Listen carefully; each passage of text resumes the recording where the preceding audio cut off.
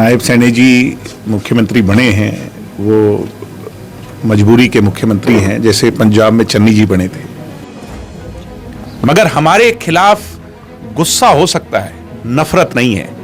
मैं बीजेपी के खिलाफ नफरत का माहौल देख रहा हूं। ये बहुत चिंताजनक है उन लोगों के लिए जो 400 पार का नारा घर में सोचे बैठे हैं। क्या दिग्विजय के मन में कभी कभार ऐसे आता है कि यार अगर इनेलो में रहते तो ठीक ठाक आगे बढ़ते चीज? हाँ, हमारे मन में तो सारे दिन आता है, इनेलो में रहते तो बहुत अच्छा रहता।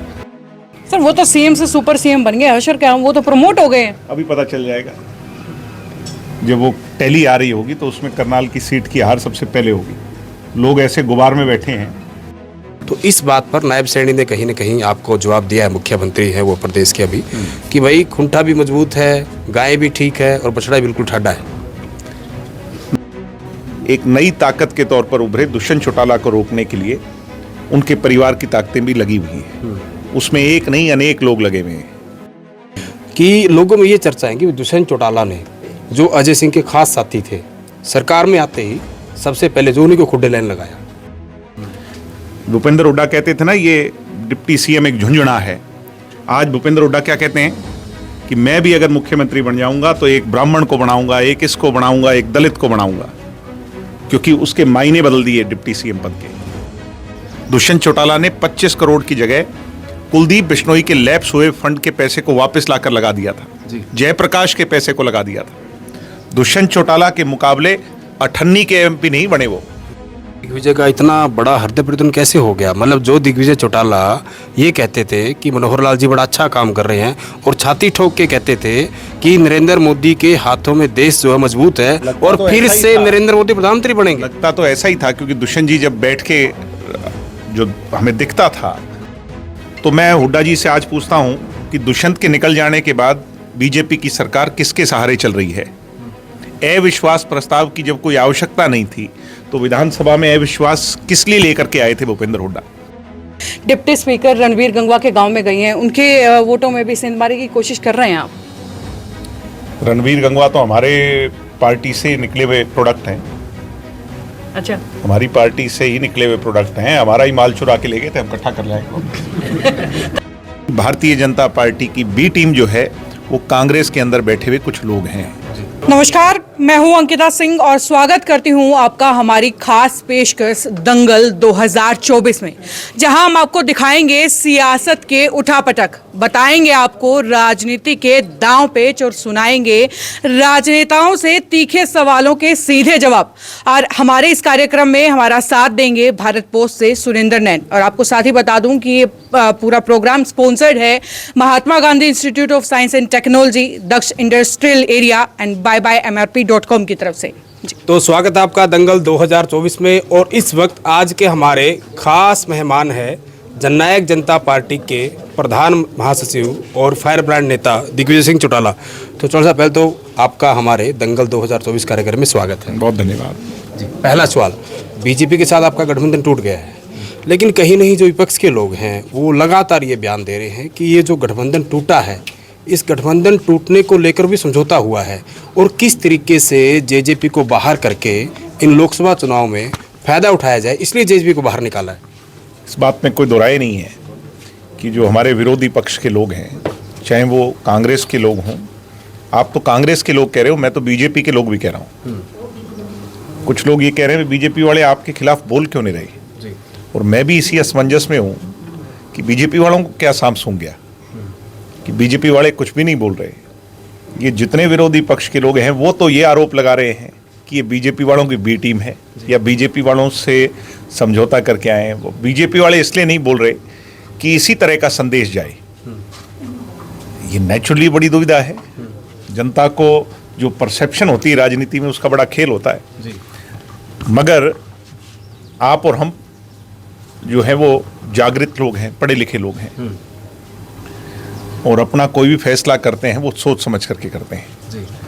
अगले 55 दिन में हम हरियाणा की जनता को, हरियाणा की शिक्षित जनता को, हरियाणा की जागरूक जनता को, हरियाणा के किसान कमेरे को ये विश्वास दिला देंगे, ये भरोसा दिला देंगे, ना केवल भरोसा दिला देंगे बल्कि उनके मन में इस बात को एनग्रेव कर देंगे कि ये भारतीय जनता पार्टी की बी टीम नहीं बल्कि भारतीय जनता पार्टी की बी टीम जो है वो कांग्रेस के अंदर बैठे हुए कुछ लोग हैं जो कांग्रेस के जो भाजपा के इशारे पर काम कर रहे हैं। हमने एक बात कही थी जब हमारे खिलाफ भूपेंद्र हुड्डा बार बार कहते थे कि ये यमुना पार भेजने वालों को चंडीगढ़ में ले जाकर बैठा गए, यानी उनका कहने का तात्पर्य था कि बीजेपी की सरकार बनी तो दुष्यंत की वजह से बनी। मैं अगर हुड्डा जी की एक उस बात को सच मान लूं तो मैं हुड्डा जी से आज पूछता हूं कि दुष्यंत के निकल जाने के बाद बीजेपी की सरकार किसके सहारे चल रही है? अविश्वास प्रस्ताव की जब कोई आवश्यकता नहीं थी तो विधानसभा में अविश्वास किस लिए लेकर के आए थे भूपेंद्र हुड्डा? क्या उन्होंने जेजेपी से संपर्क किया था? क्या उन्होंने इनेलो, हलोपा और निर्दलियों से संपर्क किया था? यानी वो अविश्वास को गिरा करके बीजेपी को और कॉन्क्रीट करना चाहते थे। जनता बहुत समझदार है, लेकिन दिग्विजय और ऐसे शातिर लोगों का समाधान इसी लोकसभा के चुनाव में कर देगी। हम बीजेपी के साथ इसलिए आए थे क्योंकि हमारे बिना भी बीजेपी की सरकार बन जाती, मगर 15 साल से हम सरकार से बाहर बैठे थे। 5 साल और बाहर बैठ जाते तो उससे कोई फर्क नहीं पड़ना था, मगर हम सरकार में शामिल होकर के इन बीजेपी वालों का हाथ पकड़ करके कुछ ऐसे काम करा गए जिनको आज तो शायद गिनती में नहीं लिया जा रहा, मगर आने वाली पीढ़ियां जो आज हमारी महिला पत्रकार बैठी हैं, इस वर्ग की महिलाएं ही कहेंगी कि आधा हिस्सा जो हमें दिलवाया किसने दिलवाया? दुष्यंत चौटाला ने दिलवाया। बैकवर्ड को 8% किसने दिलवाया? दुष्यंत ने दिलवाया। नई मंडियां किसने बनाई? दुष्यंत ने बनाई। 16-17 फसलों पर एमएसपी भावांतर के तहत किसने दिलवाया? दुष्यंत चौटाला ने दिलवाया। 75% को लागू कर दिया, वो अलग बात है, कोर्ट के आगे किसका बस चलता है, और उसकी लड़ाई भी जब तक सरकार में रहे लड़ते रहे। ऐसी तमाम बातें हैं, मैं वो सारी बातें आपसे करूंगा, और जैसा आपने भूपेंद्र सिंह हुड्डा का जिक्र किया उनकी बात भी करूंगा, लेकिन उनसे पहले आपके राजनीतिक प्रतिद्वंदी और उचाणा में तो जिस तरीके से घमासान कई सालों से रहता है और आगे भी देखने को मिलेगा, जैसे आप नए नए बाहर आए हो गठबंधन से, वो भी नए नए जो है वो बीजेपी छोड़ के गए हैं। मैं बात कर रहा हूँ चौधरी वीरेंद्र सिंह की। वो कह रहे हैं कि जो जेजेपी है ना, ये बीजेपी की बी टीम नहीं है, ये बीजेपी के रिजर्व प्लेयर हैं। कुछ एक्स्ट्रा प्लेयर होते हैं जिनको रखा जाता है, और जेजेपी को कितनी सीटों पर चुनाव लड़ना है, किन को उतारना है, ये बीजेपी तय करेगी और जेजेपी उसी हिसाब से काम करेगी। उनका तो इतना बुरा हाल है कि अगर वो, हम कम से कम गाँव में आके लोगों से बात तो कर रहे हैं, अगर कहीं कोई मन मुटाव है, कोई उल्हाना है, हम सुनने लायक हालात में तो हैं, वो तो गाँव में घुसने लायक हालात में भी नहीं है। जब एमपी बने थे तो सारे गाँव का दौरा नहीं किया था, मोदी की लहर थी, एमपी बन गए, बाप बेटा ने कभी पीछे मुड़ करके नहीं देखा, लोगों का हाल चाल नहीं जाना। 25 करोड़ रुपए मिलते हैं एमपी बनने के बाद। दुष्यंत चौटाला ने 25 करोड़ की जगह कुलदीप बिश्नोई के लैप्स हुए फंड के पैसे को वापस लाकर लगा दिया था, जयप्रकाश के पैसे को लगा दिया था। दुष्यंत चौटाला के मुकाबले अठन्नी के एमपी नहीं बने वो। 25 करोड़ में 7 करोड़ लागत नहीं लगा पाए। दुष्यंत ने 800 सवाल पूछे थे पार्लियामेंट में, 100 सवाल नहीं पूछ पाए। दुष्यंत 21 प्राइवेट मेंबर बिल लेकर के आए थे, 2 प्राइवेट मेंबर बिल नहीं ला पाए। क्या मुकाबला करेंगे दुष्यंत चौटाला का? सांसद के तौर पर आप उनके सामने, मैं कहता हूं कि जो है ना, स्टैंड नहीं कर सकते। अब कहने को कोई कुछ ही कहता रहे, उसका क्या इलाज है? बिल्कुल अंकिता। सर, साथ ही आपने जो है कहा कि जिस टाइम पार्टी का गठबंधन टूटा तो आप लोगों ने कहा कि शीट शेयरिंग पे बात नहीं बन पाई। आपने 5100 की पेंशन की शर्त वहां पर रखी थी। अगर वो आपकी शर्तें पूरी नहीं कर रहे थे, अगर आप लोगों की भलाई का ही सोच रहे तो 1 साल पहले भी गठबंधन टूट सकता था ना, वो 1 साल बाद बिल्कुल चुनाव के समय क्यों? क्योंकि हमें ये उम्मीद थी कि सरकार में रहते रहते हम इस पेंशन को ज़्यादा से ज़्यादा बढ़वा लेंगे। बाकी 3-4 चीज़ें हमने पूरी कर ली थी। अब लास्ट में सीट शेयरिंग पे बातचीत आई, उनने कुछ ऑफर किया, हमारी तैयारी कहीं और की थी। हमने कहा कि ये 2 सीटें हमें दीजिए, वो 2 पर सहमत नहीं हुए। हमने कहा कम से कम हिसार हमें दीजिए, वो इस बात पर सहमत नहीं हुए। तो हमने कहा कि फिर एक फॉर्मूला रह सकता है जिससे हम भी राजी, जनता भी राजी और तुम भी राजी, वो था 5100 पेंशन कर दीजिए। वो उस पर भी राजी नहीं हुए। यानी वो कहीं ना कहीं इस बात से मन में खोट किसके था? वो उन लोगों के था, भाई अगर 5100 कर दी तो भी मारे जाएंगे, क्रेडिट किसको मिलेगा? दुष्यंत को मिलेगा जी। तो वो सीट दे दी, वैसे भी दुष्यंत जीतेगा, और दे दी तो भी जीतेगा। तो कहीं ना कहीं वो इतने इनसिक्योर हो गए कि उनने अपने कदम पीछे हटा लिए। चलिए, इसमें तो कोई दो राय नहीं। अब गेंद आपके पाले में, तो अब अगर सवाल करें तो कहाँ से कौन सा नेता चुनाव लड़ने वाला है? और स्पेशली नजरें जो है वो दिग्विजय चौटाला के ऊपर आकर के टिक गई हैं कि दिग्विजय कहाँ जाने? चुनाव लड़ने का ना कभी इच्छुक था। मैं तो पार्टी जब मझधार में कभी भी फंस जाती, मैंने कहा था उस समय भी जींद में मैं लड़ूंगा, तब कोई लड़ने वाला नहीं था और हमने अच्छा इलेक्शन लड़ा। पार्टी के कार्यकर्ताओं के साथ मिलकर के रिस्पेक्टेबल पोजीशन पर हम आए, हमारी पार्टी खड़ी हुई। पिछली बार सोनीपत से मुझे टिकट मिला, मैंने सोनीपत से चुनाव लड़ लिया जी। मेरा कोई चुनाव लड़ने का मन नहीं, मगर मुझे कहीं आवश्यकता पार्टी को लगेगी ऐसी, तो फिर पार्टी के आदेश को सिर पर रख करके हम चुनाव भी लड़ेंगे। राजनीति में चुनाव ही लड़ा जाता है और क्या किया जाता है। आप कह रहे हो दिग्विजय जी मेरा मन नहीं है चुनाव लड़ने का, अगर पार्टी जिम्मेदारी देती है तो मैं करूंगा, ऐसा है क्योंकि कि- दुष्यंत और दिग्विजय को राम लक्ष्मण की तरह देखा जाता है। और सोनीपत से पहले आपने जींद का बाई इलेक्शन भी लड़ा जब आपकी नई पार्टी का जन्म हुआ, उसके बाद सोनीपत आप गए। लेकिन अभी जो मेरे पास जिस तरीके सुनने को आया कि भी कुछ दिन पहले कहीं ना कहीं दिग्विजय को ये बोला गया कि आप डबवाली की तैयारी करो और डबवाली आपको चुनाव लड़ना है, लेकिन आपकी तरफ से या जो आपके खास चाहने वाले हैं, क्योंकि चाहने वाले तो हर किसी के होते हैं ना, तो ये कहा गया कि ये बात 4.5 साल पहले क्यों नहीं बोली? डबवाली से मैं नहीं, हमारी पार्टी का कोई भी कार्यकर्ता चुनाव लड़ेगा, बड़े बहुमत से जीतेगा। मैंने बहुत काम वहाँ पे किया है कार्यकर्ताओं के साथ मिलकर के, लोग बड़े खुश हैं हमारे से। और जितना पैसा डवाली क्षेत्र में बंटा है, जाकर के आप नज़र दौड़ा करके देखिए। पीडब्ल्यूडी की जो सड़कें हैं वो ऐसी हैं जैसी विदेशों में हो, बहुत काम हुआ है, वो डेवलपमेंट का कार्य हुआ है। और हमारे सामने जो लोग भारतीय जनता पार्टी में थे, हमारे ही परिवार के, वो मार्केटिंग बोर्ड के चेयरमैन थे। मार्केटिंग बोर्ड की एक सड़क पर एक कारी भी नहीं लगी, और पीडब्ल्यूडी की सड़कें जब दुष्यंत के डिपार्टमेंट की थी, वो लबालब जो है ना बनाने का काम हुआ। वो इसके उल्ट बात करते हैं, आदित्य चौटाला की बात कर रहा प्रत्यक्ष को हूँ, प्रमाण बिल्कुल मैं उन्हीं की बात है। प्रत्यक्ष को प्रमाण की आवश्यकता नहीं होती, पत्रकार के पास कैमरा है, आज भी खुला हुआ है, जाकर के पीडब्ल्यूडी की दिखा दे और उसकी दिखा दे मार्केटिंग बोर्ड की। क्योंकि आपने भी उन पर आरोप लगाए थे अरे, कि जिस तरीके से वो बातें होंगी इलेक्शन में होंगी, जब इलेक्शन आएगा। जो छोड़ो, प्रैक्टिकल बात करो। दुष्यंत के पास जो महकमा था और उसके पास जो महकमा था, दोनों दिखा दो। लेकिन सर चौधरी रणजीत सिंह जो हैं चौटाला, वो खुद कहते हैं कि भाई वो जो उन्होंने सबसे अच्छा काम करवाया अपने पद पर रहते हुए, वो जो है देवीलाल जी के असली वारिस हैं। आप इधर से कह रहे हैं हम हैं, उधर से कह रहे हैं। मेरे से पूछोगे तो मैं मेरा बढ़िया बताऊंगा, उनसे पूछोगे तो उनका बढ़िया बताऊंगा। लेकिन ये जनता जो खड़ी है, ये दिग्विजय जी सवाल को इस तरीके से देख सकते हैं। अभी 2018 में आप बाहर आ गए, 19 के चुनाव से पहले आप अलग पार्टी में आ गए कि हमको निकाल दिया परिवार ने। अब चौधरी देवीलाल के जो कहीं ना कहीं नेता हैं, जो परिवार के सदस्य हैं, वो अलग अलग पार्टियों में हैं। 2019 में क्या हुआ क्या नहीं हुआ, कैसे वोट मिले, अलग बात है। 2024 में आप सारे परिवार के लोग हो, किसका साथ जो है जनता ज्यादा देगी? यानी कि जो देवीलाल की जो विरासत है, आखिर उसका असली वारिस कौन है? इसका जवाब मैं नहीं दे सकता, इसका जवाब जनता मत पेटी में देगी, और उसके लिए हमें 4 जून का इंतजार करना पड़ेगा। मुंह मियां मिठू बनना हो तो मैं मेरी कह दूंगा, वो अपनी कह देंगे, क्योंकि आपके- उस बातों से कुछ नहीं है। आपके अजीज सच्चाई ये है कि एक नई ताकत के तौर पर उभरे दुष्यंत चौटाला को रोकने के लिए उनके परिवार की ताकतें भी लगी हुई हैं। उसमें एक नहीं अनेक लोग लगे हुए हैं। तो उसमें ये सब लोग हैं। चौधरी रणजीत सिंह जी मेरे दादाजी हैं, आदरणीय हैं, बहुत अच्छे इंसान हैं। अगर रानियां जाकर के हम चुनाव लड़ते तो उनको कैसा लगता? इस सीट पर मेरे पिताजी ने चुनाव लड़ा, दुष्यंत एमपी बने, उसके बाद दुष्यंत चाहे लूज कर गए हों, मगर ये हमारी सीट है। अगर घर के हिसाब से देखी जाए तो वो यहाँ से आकर के चुनाव लड़ रहे हैं, तो कहीं ना कहीं बैक ऑफ द माइंड एक एजेंडा है बीजेपी का कि दुष्यंत को चौधरी देवीलाल के नाम पर डिवाइड किया जाए कि बेटा और पड़पोते में। एक इनेलो पार्टी है जो हमारी पुरानी पार्टी है, उससे भी मेरी चाची को टिकट देने की बात कर रहे हैं जी। तो वो भी इसीलिए है कि कल को क्या पता मेरी माताजी यहाँ से चुनाव लड़े तो घर की 2 बहुएं आपस में लड़ेंगी तो जनता में क्या संदेश जाएगा।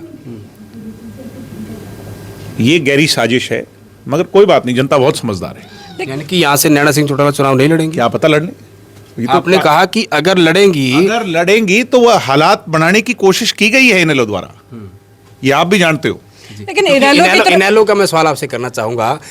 आप उनके लाडले भतीजे हैं और आपके लाडले चाचू हैं अभय सिंह चौटाला। अभी हाल ही में फतेहाबाद उन्होंने बयान दिया। अब उनका तो दिल खराब, तो उनका बताते पत्थर दिल है, लेकिन उनका दिल थोड़ा सा पिघला। आपने वो शायद बयान सुना होगा। उन्होंने कहा कि अगर ये परिवार यानी कि जेजेपी हमसे अलग ना हुए होते तो सरकार भी हमारी होती और 10 के 10 सांसद भी हमारे होते।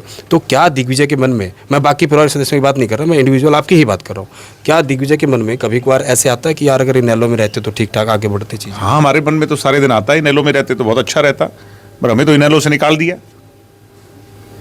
हमने तो इनेलो कभी छोड़नी नहीं चाहिए। हमने तो सोचा ये था भी जिएंगे भी यहीं, मरेंगे भी यहीं। जो काम उन्होंने किया मुझे लगता है वो इस बात के लिए पछता रहे हैं, और वो पछताते हुए कहीं ना कहीं अपनी भावनाओं को रोक नहीं पा रहे, और आप मीडिया के लोगों के सामने बोल रहे हैं। जी। मैं तो कह रहा हूं कि हमें क्यों निकाला, हम तो वहीं रहते, जैसे भी थे वहीं रह करके खुश थे। पर जब तुमने निकाल ही दिया और ये कह दिया कि हम बेगैरत लोग हैं और हमारे से कोई वास्ता ही नहीं, हम देशद्रोही तक कहला दिए, फिर हमने अपना नया डंडा जचा लिया, सिस्टम जचा लिया, और लोगों ने साथ दे दिया। नया डंडा। हाँ, तो अभी 2024 का रण है, कहीं ना कहीं आपकी तरफ से अगर एक प्रत्याशी को हम छोड़ दें भिवाड़ी महेंद्रगढ़, तो बाकी 9 जगह भी आपकी कहीं ना कहीं अभी उम्मीदवारों की घोषणा होनी है। तो आखिर क्या समझे, कब तक उम्मीद है? हो जाएगी। नवरात्रि का समय डॉक्टर साहब ने दिया है, नवरात्रि शुभ होते हैं, उसमें पार्टी घोषणा करेगी। आज हम हिसार बैठ के बात कर रहे हैं। अगर मैं पूरे देवलाल परिवार की बात करूं, वैसे तो 3 से 4 यानी कि 4 सदस्यों ने चुनाव लड़ा है, लेकिन अगर कोई जीत पाया है तो उसका नाम है दुष्यंत चौटाला। आपके पूरे परिवार से इकलौते अगर कोई सांसद बने हैं हिसार से, वो दुष्यंत चौटाला है। तो क्या अभी वो जीतेंगे? क्या सुनिए पहले, क्या दुष्यंत चौटाला फिर से हिसार के उम्मीदवार हो सकते हैं? हो सकते हैं, क्या बड़ी बात है। दुष्यंत चौटाला राजनीतिक आदमी है, और पॉलिटिक्स में एक गियर आगे लगाना पड़ता है, कई बार एक गियर माइनस भी करना पड़ता है। जब गाड़ी थोड़ी सी स्लो हो जाए तो थोड़ी सी एक गियर पीछे भी लगाना पड़ सकता है, एक आगे भी लगाना पड़ सकता है। और गाड़ी की बात पे जिक्र आया, आप जगह जगह जाके ये कहते थे कि हमारी गाड़ी में सवारी कम थी इस बार, यानी कि 10 ही लोग बैठे थे, और कई बार ये भी कहते थे हमारे पैन में शाही कम है। तो कहीं ना कहीं जितनी भी शाही जनता ने भरी थी 10 विधायक, आप उनको भी नहीं संभाल पाए। मतलब आपके नेतृत्व पे सवाल उठा। अगर मैं परिवार के अलावा दुष्यंत और नैना जी के अलावा 1-2 विधायक को छोड़ दूं, बाकी विधायक को आपके साथ थे ही नहीं। 5 विधायक हमारे साथ थे, 5 नहीं आए। उन 5 जो नहीं आए उनका क्या हश्र हुआ। एक तो अगले दिन ही पहुंच गए मिठाई खिलाते हुए होली पे, 1-2 ने और संपर्क कर लिया, 1-2 वैसे हैं जिनकी हमारे से कोई खास लगाव नहीं है। तो कोई बड़ी बात नहीं। खास लगाव मतलब? नई पार्टी बनी है, नई पार्टी जब बनती है तो उसको इस्टेब्लिश होने में कम से कम 1 दशक 10 साल लगते हैं। बिना खास लगाव के उनको दादा का दर्जा दे दिया। ऐसा है, उनका हमारे साथ जो है ना, वो कहीं ना, को कहते हैं अंग्रेजी का शब्द है सिंक्रोनाइज नहीं कर पाए हमारे साथ। हमारे साथ वो मेल बैठा ही नहीं। हम क्या करें, हमने तो सम्मान देने में कोई कसर नहीं छोड़ी। हमारे जो लोग ठोस थे वो आज भी खड़े हैं, और जो लोग किसी के बहकावे में आ गए वो चले गए। हमने तो कभी उनकी चिंता ही नहीं करी। आपने 13 तारीख को हिसार में रैली की और सारी की सारी बातें बताई भी। क्या क्या रैली देखी थी क्या आपने? बिल्कुल देखी थी। क्या क्या घटनाक्रम रहा, उसी में बात आता हूँ। जैसे दुष्यंत ने बोला कि कहीं ना कहीं भाई मेरी माताजी कह रही थी ये बात कि भाई गाय तो चले गई, खुंटा भी पाड़ के साथ ले गई, बछड़ा भी ले गई। तो इस बात पर नायब सैनी ने कहीं ना कहीं आपको जवाब दिया है, मुख्यमंत्री है वो प्रदेश के अभी, कि भाई खुंटा भी मजबूत है, गाय भी ठीक है और बछड़ा बिल्कुल ठाडा है। नायब सैनी जी मुख्यमंत्री बने हैं, वो मजबूरी के मुख्यमंत्री हैं। जैसे पंजाब में चन्नी जी बने थे, 6 महीने के मुख्यमंत्री हैं, इसलिए मैं उनकी कोई भी बात पे कुछ नहीं कहूँगा। उन्हें सिर्फ शुभकामनाएं दूंगा कि 6 महीने उनका समय जो है वो हरियाणा की प्रगति के लिए काम आए। और दुष्यंत जी ने जो बात कही थी वो नायब सैनी के लिए नहीं कही थी, वो किसी और परिप्रेक्ष्य में कही थी। मनोहर लाल के लिए कही थी, लेकिन नायब तो मनोहर लाल का क्या असर हुआ देख तो लो सर। वो तो सीएम से सुपर सीएम बन गए, हशर क्या, वो तो प्रमोट हो गए हैं। अभी पता चल जाएगा जब वो टैली आ रही होगी, तो उसमें करनाल की सीट की हार सबसे पहले होगी। लोग ऐसे गुबार में बैठे हैं। ये दुष्यंत से नाराज नहीं जनता, दुष्यंत खट्टर के साथ जब नजर आता था तब गुस्सा आता था लोगों को। अच्छा, दुष्यंत से कोई नाराज नहीं है। वो तो 2-4-5 दिन में हम मना लेंगे लोगों को जाके। जो कोई गुस्से में है उससे हम मिलेंगे, जब बैठेंगे बात करेंगे। कोई नाराज नहीं है दुष्यंत से। आप अचंबा मानेंगे कि मैं भी इस बात को शायद कम स्वीकार रहा था मेरा, क्योंकि वो कहते हैं कि दोबारा चुनाव का समय है। चुनाव में ही जो जनता है वो अपना असली वो दिखाती है, मन में उनके क्या है। और आज ये नज़र आ रहा है मुझे, बीजेपी 400 की बात कर रही है। मैं पूरे देश की जानता नहीं, क्योंकि मैं हरियाणा से बाहर नहीं गया हूँ अभी। मैं हरियाणा की जानता हूँ। हरियाणा 5 सीटें पार नहीं कर, बीजेपी 5 सीट पार नहीं कर रही। और मैं बड़ी जिम्मेवारी से आपको ये कह रहा हूँ, हरियाणा में बीजेपी अंडर 5 रहेगी। तो दिग्विजय का इतना बड़ा हृदय परिवर्तन कैसे हो गया? मतलब जो दिग्विजय चौटाला ये कहते थे कि मनोहर लाल जी बड़ा अच्छा काम कर रहे हैं, और छाती ठोक के कहते थे कि नरेंद्र मोदी के हाथों में देश जो है मजबूत है, और तो फिर से नरेंद्र मोदी प्रधानमंत्री बनेंगे। लगता तो ऐसा ही था, क्योंकि दुष्यंत जी जब बैठ के जो हमें दिखता था तो हमें ऐसा ही लगता था। मगर अब जब जनता के बीच में आ रहे हैं तो ये सत्यता है कि जो है बीजेपी 5 सीटें पार नहीं कर रही। मैं आपसे 4 जून को मिलूंगा, और 4 जून को जब रिजल्ट आएगा आप भी इस बात का अचंबा मानेंगे। तो ये जेजेपी वही वाला 75 पार का नारा है जो हरियाणा में दिया था। हाँ, तो जेजेपी जब लोगों के बीच जाएगी तो क्या कहकर वोट मांगेगी? इस तरह की चर्चाएं भी है। दुष्यंत चौटाला जब एमपी थे, वो एमपी क्या होता है ये बताने वाले थे इस देश को। भूपेंद्र हुड्डा कहते थे ना ये डिप्टी सीएम एक झुंझुना है। आज भूपेंद्र हुड्डा क्या कहते हैं कि मैं भी अगर मुख्यमंत्री बन जाऊंगा तो एक ब्राह्मण को बनाऊंगा, एक इसको बनाऊंगा, एक दलित को बनाऊंगा, क्योंकि उसके मायने बदल दिए डिप्टी सीएम पद के। हम देश की पार्लियामेंट में डमी लोगों को भी नहीं भेजना चाहते, जनता भी ये चाहती है। आज हिसार में कहीं भी घूमो तो एक बात याद करती है जनता कि एमपी हो तो दुष्यंत जैसा हो। काम के नाम पर जनता ने वोट दिया होता तो दुष्यंत चौटाला पिछला चुनाव नहीं हारता। मोदी की लहर थी, एक अजीबोगरीब लहर थी, उसमें सब कुछ बह गया। और इस बार तो कोई लहर भी नहीं है, कहीं कोई चर्चा ही नहीं है। ऐसे में मैं ये विश्वास नहीं, पूरे भरोसे के साथ मानता हूं कि हम हिसार हो, भिवानी हो, हम 2-3 सीटें बड़े अंतर से जीतने जा रहे हैं। साथ ही साथ मैं देख रही हूँ कि काफ़ी टाइम से जो है आप दौरे कर रहे हैं, हर गांव के अंदर जा रहे हैं। अभी रिसेंटली जो है डिप्टी स्पीकर रणवीर गंगवा के गांव में गई हैं, उनके वोटों में भी सेंध मारने की कोशिश कर रहे हैं आप? रणवीर गंगवा तो हमारे पार्टी से निकले हुए प्रोडक्ट हैं। अच्छा, हमारी पार्टी से ही निकले हुए प्रोडक्ट हैं। हमारा ही माल चुरा के ले गए थे, हम इकट्ठा कर लाएंगे। तो स्टिकर अब और लग गया उनके ऊपर, उस ब्रांडिंग और किसी हो गई है। मेरे पिताजी ने लड़के एमपी बनवाया था, चौटाला साहब किसी और को बनाना चाहते थे, मेरे पिताजी अड़ गए थे, मगर वो ठीक कहते थे कि ये भागेगा, तेरे साथ रुकेगा नहीं। तो वो अगलों की फितरत है, वो क्या करें। तो इस बात पर तो ये भी है ना, क्योंकि जिस तरीके से आपने उनके पुराने साथियों की बात की, बहुत सारे ऐसे साथी हैं जो कहीं ना कहीं अजय सिंह चौटाला के साथ थे और जब सरकार में आ गए। क्योंकि ये सवाल इसलिए पूछ रहा हूँ कि आपने पुरानी बात कही कि लोगों में ये चर्चा है कि दुष्यंत चौटाला ने, जो अजय सिंह के खास साथी थे, सरकार में आते ही सबसे पहले जो उन्हीं को खुड्डे लाइन लगाया। नहीं, ऐसा नहीं है, बट कोई किसी की नाराजगी है तो उसको हम समय रहते दूर कर लेंगे, कोई दिक्कत नहीं। दिग्विजय चौटाला की बात मतलब कब मानेगी जेजेपी? जो दिग्विजय के मन में है, जो दिग्विजय लोगों से मिलते हैं, दिग्विजय जो दर्द समझते हैं, उस बात का इम्प्लीमेंट पार्टी कब करेगी? मैंने तो 4.25 सालों में, 4.5 सालों में दुष्यंत जी का डिप्टी सीएम के तहत उनके पास एक बड़ी ताकत थी। हरियाणा में दुष्यंत चौटाला के खिलाफ 4.5 सालों में एक सबूत कोई दे नहीं पाया। आरोप बहुत लगाते रहे और दिग्विजय चौटाला पर 4.5 सालों में एक आरोप कोई नहीं लगा पाया। क्यों नहीं लगा पाया? क्योंकि हमने उस जिम्मेवारी को समझा। और मेरे पास तो कोई भी आया, मैं तो सबके टेलीफोन किए, चाहे कोई विरोधी भी आया उसके लिए भी कोशिश की हमने, तो कामों की खूब कोशिश की। किसी का बन गया तो अच्छी बात, नहीं बना तो भाई आधा अधूरा काम था। पूरी सरकार नहीं थी, लंगड़ी सरकार थी। जब पूरा ठाडा काम होगा तो वो काम करके दिखाएंगे जो आने वाले समय तक याद रहेंगे। तो आने कोई वाले दिक्कत नहीं है हमें। अभी तो हम नई पार्टी है, इतना आंकलन करने की आवश्यकता नहीं है। नए हैं, कुछ हमारे से गलत भी हुआ होगा तो उसको हम दुरुस्त कर लेंगे, क्या दिक्कत है। कोई हमारे से नाराज है तो हम ही माफी मांगेंगे ना उनसे। हमारे अपने परिवार के लोग हैं, उनको मना लेंगे। मगर हमारे खिलाफ गुस्सा हो सकता है, नफरत नहीं है। मैं बीजेपी के खिलाफ नफरत का माहौल देख रहा हूं। ये बहुत चिंताजनक है उन लोगों के लिए जो 400 पार का नारा घर में सोचे बैठे हैं। हम अपने गुस्से को ठंडा कर लेंगे, उन लोगों से बात कर लेंगे, उन्हें मना लेंगे। मगर जो गुबार है बीजेपी के खिलाफ, मैं बीजेपी के लोगों को सचेत करना चाहता हूं कि वो जमीनी हकीकत को जाके वहां पे एसी के कमरों में बैठकर बड़ी बड़ी बातें ना करें। सर, ऐसा ही पिछले चुनाव में भी हुआ था। इसी तरीके से बीजेपी के खिलाफ जो है गुस्सा आप बताते थे, नफरत आप बताते थे, और उसी के तहत जो है 10 सीटें आप भी जीत गए थे। तो दोबारा से कुछ वही चीज रिपीट होती हुई कोई नजर दोहरा ही नहीं। पीछे तो लहर थी, पीछे लहर थी, अब कोई लहर नहीं है। अब तो कोई चर्चा ही नहीं है। राम मंदिर जैसा बड़ा मुद्दा ही फेल हो गया, जिसको पॉलिटिकल मुद्दा बनाना चाहते थे जी, उसकी कोई चर्चा ही नहीं। कहीं कोई भनक है क्या? आप गाँव में जाते हो, कहीं कोई चर्चा है क्या? लोग कहते हैं कि ठीक है राम सबके मन में है, मगर वोट जो है वो काम का है।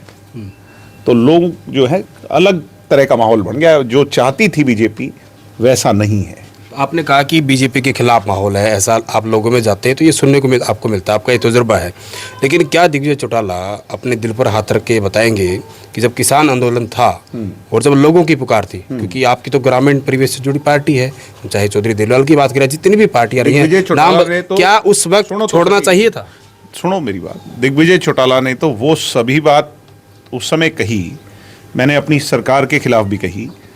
मैंने किसानों को लेकर के कहीं भी कोई विषय आया तो मैंने यहाँ तक भी कहा कि मोदी जी को ये कानून पहले दिन ही कहा था कि वापस लेने ही पड़ेंगे।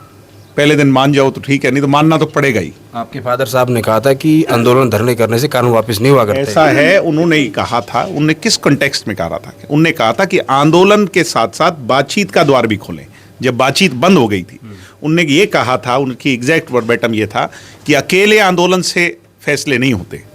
उनने कहा था कि डायलॉग भी शुरू करो, और वो डायलॉग को शुरू करवाने के लिए उन्होंने दुष्यंत चौटाला को कहा था कि मैं दुष्यंत चौटाला का हाथ पकड़ करके इसको दिल्ली में उन तमाम लोगों के पास भेजूंगा सो दैट ये डायलॉग शुरू करवाएं।